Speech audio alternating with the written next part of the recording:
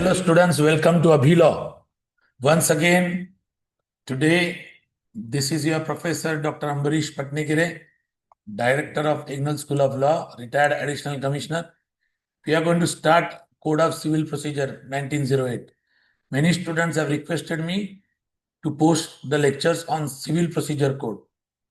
Let's understand Civil Procedure Code 1908 from the examination point of view. Now let's go for the introduction. The Code of Civil Procedure 1908 is a comprehensive statute of India that governs the procedural aspects of civil litigation in courts. It provides a structured framework for the adjudication of civil dispute, ensuring fairness, efficiency, and uniformity in the administration of justice. Now you should remember that this is a code and not an act. When at the primitive stage, people were staying in small groups, and then it became villages. And those villages, people used to stay. Some people used to go and work in some other village. Their houses were kept open. Somebody used to come and encourage those houses. Their civil rights were getting encroached. Then they used to go to the Mukhiya of the village and ask for justice. That was the procedure for civil rights which were getting encroached. But after Britisher came and the first revolt took place in 1857, British decided to pass laws after laws to have a proper administration over the nation of India for civil litigations and civil wrongs. The procedure which needs to be followed was enacted through the Code of Civil Procedure, March 21, 1908. This act was implemented in the entire nation of India, leaving Jammu Kashmir. But after reorganization of Jammu Kashmir Act 2019, CPC is now applicable in Jammu Kashmir also. The CPC applies to all civil proceedings in India, except where specific statutes provides otherwise. So it is basically a procedural law. In overall CPC, we are going to look at the structure, purpose, key features, and operational framework in today's lecture. What is the purpose of CPC? The primary objective of CPC is to provide a uniform procedure of civil suits in court, to ensure justice by regulating the process of filing, hearing, deciding civil cases, felicitate the enforcement of substantive rights through a fair and transparent judicial process, prevent delays, multiplicity of proceedings, and abuse of legal system. So this was basically the purpose of Code of Civil Procedure. This is one of the important code. That's why in LLB it is kept at the final year by the Mumbai University. Now, we should always remember that if there is a criminal wrong, the person who is the victim of criminal wrong has a privilege to go and file a complaint to the police station. And for that, the procedure is given in Bharatiya Nyaya Suraksha Sanhita, Nagrik Suraksha Sanhita. Or initially we used to call it as Code of Criminal Procedure. As soon as he files a complaint to the police station, the criminal law comes into motion. In the same way, when there is a civil wrong, where does the citizen will go? How to file a complaint? for civil wrongs. So people approach the advocates, and it is the advocate who listens to the aggrieved person and drafts a plaint. So there, once a plaint is drafted and filed in the civil court, the civil law comes into motion. As per Section 9, courts have jurisdiction to try all suits of civil nature, unless expressly or impliedly bad. So, any suit of civil nature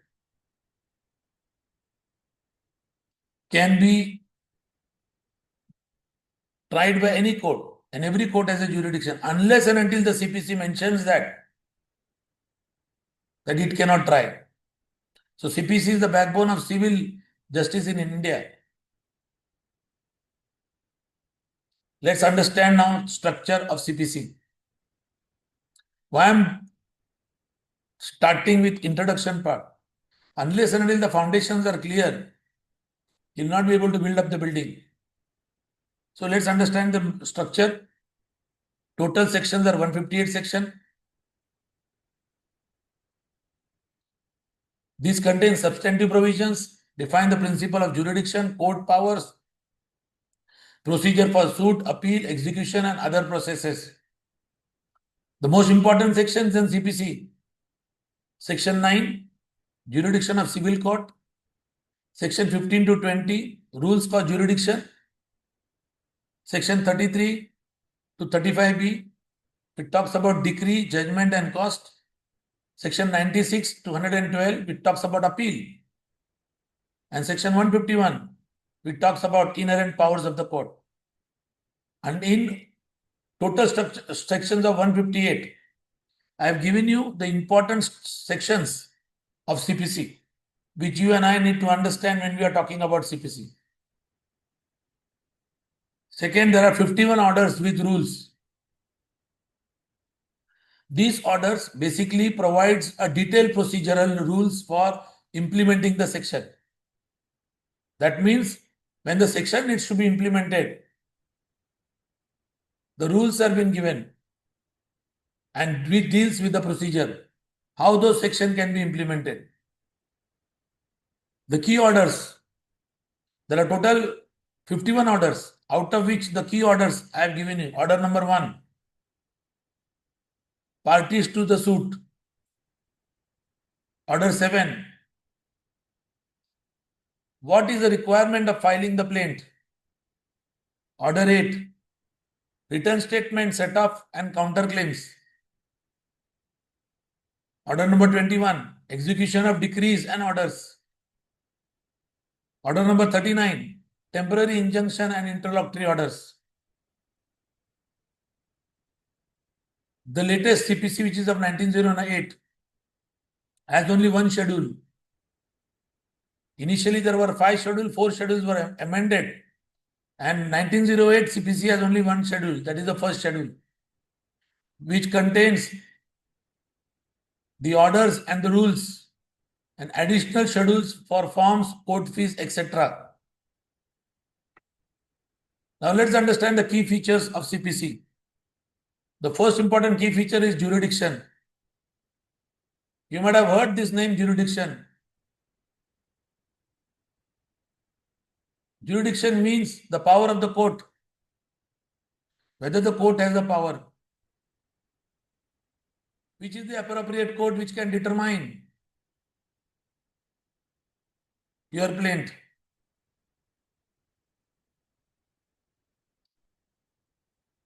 In BNSS also, powers of courts have been mentioned, chapter has been given in detail.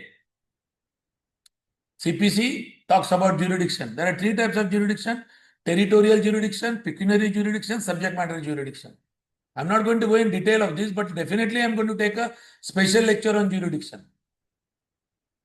When I am taking a special lecture on jurisdiction, I'll explain the part in detail. Jurisdiction is mentioned in section 9, but territorial jurisdiction is mentioned from 16 to 20. Pecuniary jurisdiction, 15. Subject matter jurisdiction, section 9. When I am talking about territorial jurisdiction, in a brief, I will tell you,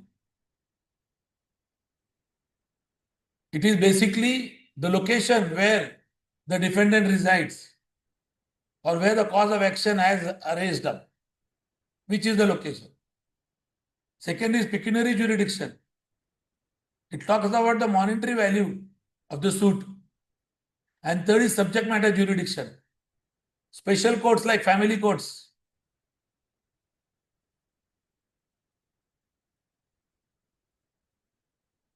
These are subject matter jurisdiction. Particular subject is allotted to a court. The court must have jurisdiction to hear the case. And lack of jurisdiction renders a decree null and void. So the first important key features I have told you is jurisdiction. Second is institution of suit. A suit being with the filing of plaint. You may ask, sir, what is suit? Yes, definitely I am going to explain you this terminology. Some terminologies of CPC need to be specially explained and I am going to take a special lecture on that. But let's go through the introduction part. A suit begins with the filing of a plaint. Filing of plaint is given in order number 7, which outlines the plaintiff's claim, facts, cause of action, relief sought. The defendant respondent with a written statement, that is order number 8, admitting or denying allegations and raising defenses like set-off or counterclaims, summons, which is of order number 5, mentioned in order number 5, are issued to notify the defendant of the suit.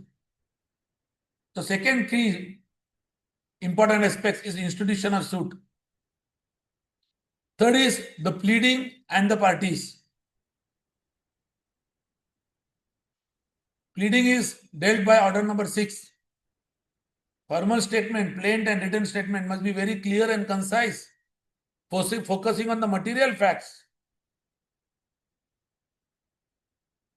Who are parties? Order number 1. Rules govern who can be plaintiff or defendant, including joinder of parties and representative of suits. So I am telling you the importance of the orders and which order deals with what. Then comes the trial and procedure.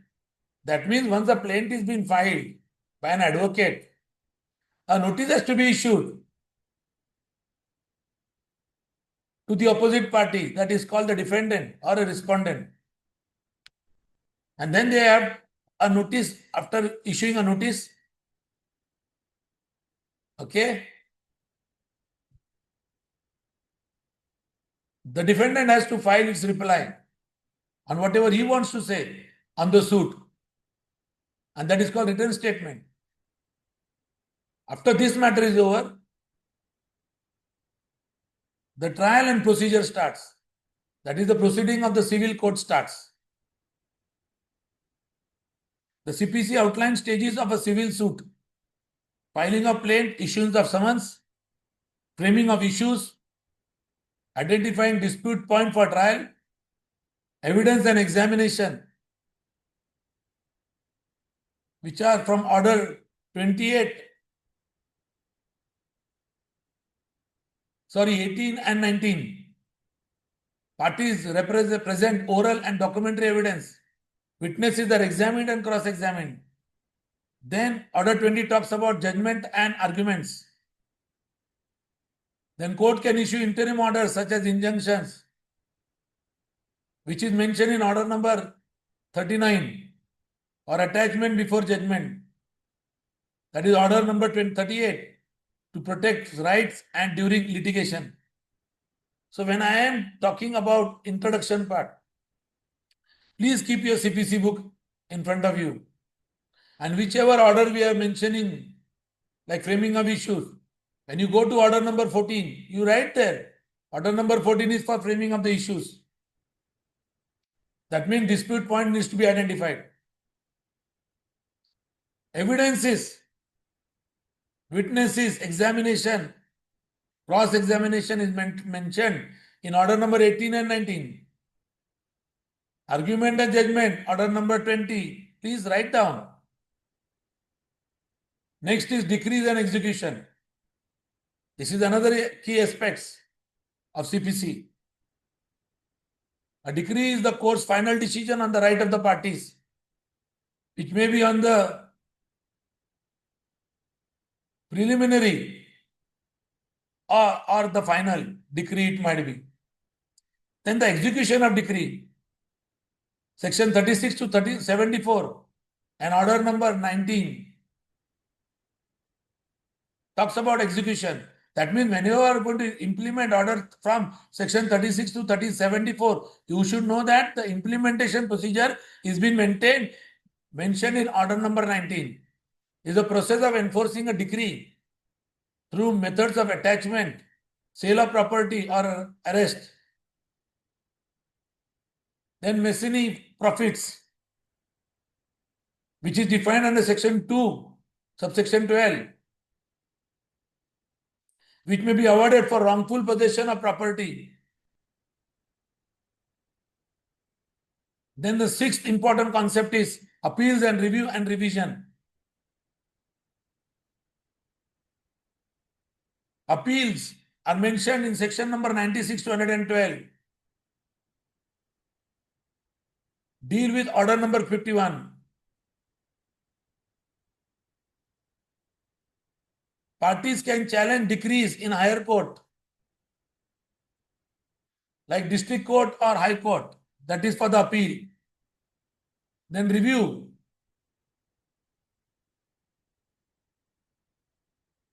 Section 114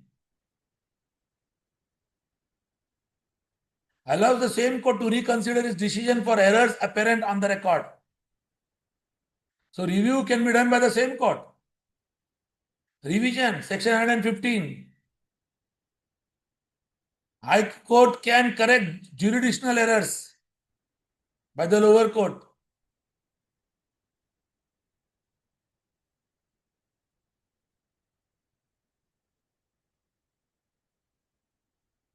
Then comes the reference part. Section 113. Lower court may refer legal question to the higher court for guidance.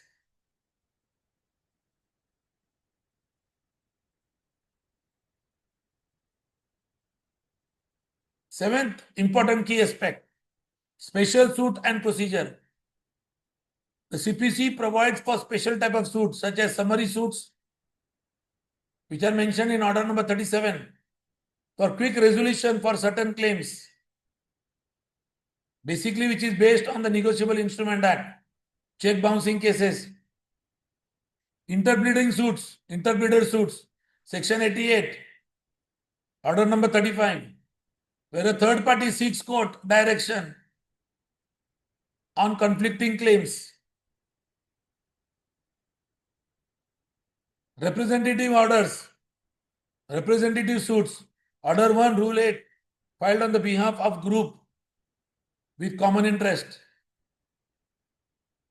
Special provision also exists for suits involving minors, indigent persons. Order number 33, public nuisance, section 91. Then comes the important key principle of inherent powers of court. Under section 151, courts have inherent powers to pass orders to prevent abuse of process or secure justice, even if not explicitly provided in the CPC. Another principles are res judicata and res sub judice. Res judicata, section 11. This terminology is very, very important. We will explain it in detail. Prevents relitigation of the same issue between the same parties after a final judgment. Means once the judgment has been made and given by the civil court, you can't go with the same issue before the another court. Relitigation cannot take place. Res sub judice prevents simultaneous suit on the same matter in different court. That is section number 10. Next important principle is cost and limitation. Court can award cost. Provision is under section 35, 35A, 35B to compensate the winning party or penalize the frivolous litigation.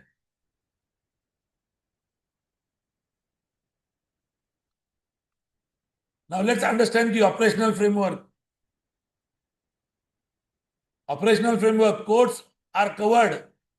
CPC applies to all civil courts, including district court, high court, with original jurisdiction, subordinate courts, specialized court like family court, commercial courts, where due procedures and other statutes are mentioned. There are major amendments which have taken place, like mandatory mediation, time-bound procedures, limits on adjournment to reduce the delays, bar strict jurisdiction. Certain disputes are excluded from civil court. Jurisdiction if governed by special laws, like labor dispute under Industrial Dispute Act 1947 or Consumer Protection Act 2019. Execution across the border. CPC includes provision for executing decrees passed by foreign courts as per section 44A and section 13. Let's understand significance of CPC. It is uniform, provided standard procedure across the India, fairness, ensures both parties have an equal opportunity to present their case through structured pleading, giving evidences and hearing. Flexibility allows court to adopt procedures via inherent powers to meet the end of justice. Efficiency amendments aim to reduce delay, promote alternative dispute resolution, that is mediation under section 89. What are the challenges and criticism? Today, the most important challenge and criticism is delay. Despite amendment, civil litigation in India often faces delays due to backlog, adjournment, and procedural complexity. The CPC detailed provisions can be challenging for laypersons to navigate without legal assistance. Overburdened court. High caseload in civil courts strain the system, prompting calls for further reforms. So now we have completed our introduction part. With this introduction, I told you the significance of CPC, the challenge and criticism, the key principles, and the introduction part, the structure of CPC. 158 section, 51 orders, and one schedule. So thank you so much for listening. I will request all the students to please keep their CPC code book, the Barak, along with them. Very soon we will come with the second lecture. Thank you so much.